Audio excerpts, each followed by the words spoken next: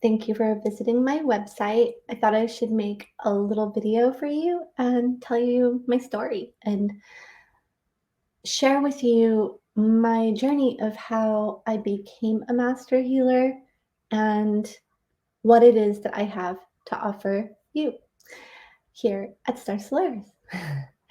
So, I was born a seer and I started offering readings when I was 16 years old, so 33 years ago. And in 2011, I received my Reiki Master training. A friend of mine was having trouble, some pretty severe abdominal pain. And she asked me if I would practice Reiki on her. And this was right after I got my Reiki Master training. So, I was like, okay, I'm going to practice the hand placements. There's different hand placements with traditional Reiki. So I go to practice the hand placements for her, and something happened. My hands just started moving on their own over her solar plexus chakra. And at first I was like, what's going on? What's going on? And she said, well, why don't you just, ask the angels and guides? Because I was already in communication, regular communication with the angels and guides through having been an intuitive or psychic reader for so many years. So I asked the angels and guides, what's going on? And they told me that they were repairing her solar plexus chakra. And at that point is when I realized that I was showing up as a healer in a very different way. And I was going to show up as a healer in a very different way than traditional Reiki healers are taught with, the hand placements and whatnot. So over the years, the angels, every time I gave a session, I would set intention, my hands would just start moving on their own.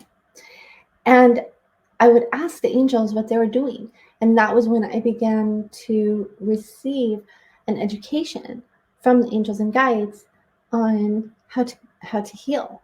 But at that point in time, I didn't completely see what was going on, but I really wanted to see what was going on. I had cultivated my psychic sight to a point, but I really wanted to focus and hone it in further to where I could be witness to what was taking place. And so I started incorporating various techniques as I would view and witness the healing that was taking place. So this went on, I've been a healer for over 10 years, or 12 years, or, however. And over the years, something that I realized was that people have such phenomenal results following the session, but then they get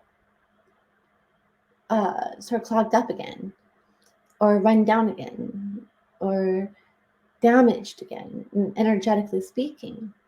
And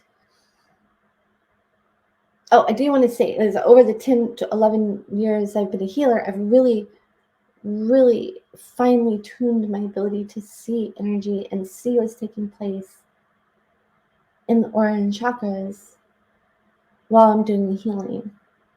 And I feel like that's very important. And I want to share with you how to do that yourself if you are a healer as well, or if you already see energy, how to learn how to calibrate your focus to perceive in through the multiple dimensions.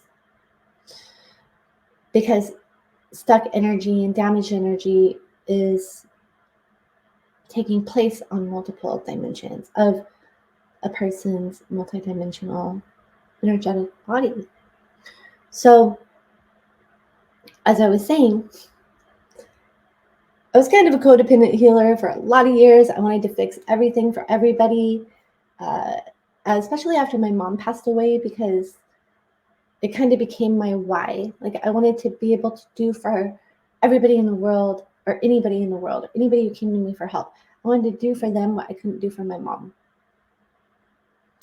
And as I began in my own, as I stayed on top of my own personal healing journey, I learned that codependency isn't helping.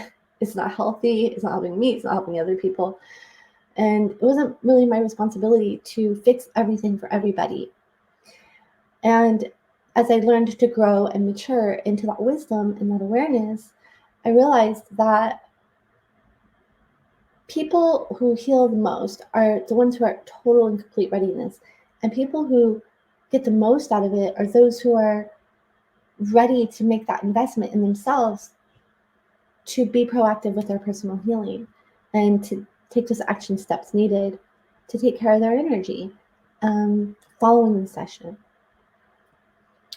So it's almost like, if you have a house that is super dirty and super damaged, you need some help. You need a maid to come in and help you clean the place. You might need some contractors to come in and help you do some renovations. But once your house is fixed and clean and bright and beautiful, well, you still need to do your dishes. You still need to sweep the floor. You still need to do laundry. You still need to you sweep the spider webs. And that's really what it's like with energy healing. You might need a healer to come in and assist you in, getting your place back good again. And even like do some upgrades, some renovations, and redecorating. And I'm speaking symbolically, of course, for your chakras or in your energy system. But once you've achieved that, then you want to be able to have the skills, then you want to be able to have the skills and the tools necessary to keep up with it. Because if you don't know how to do the dishes or you don't know how to sweep the floor of your energy, well, it's just going to get really dirty and messed up again. And we don't want that. We want for you to be able to maintain your personal energy.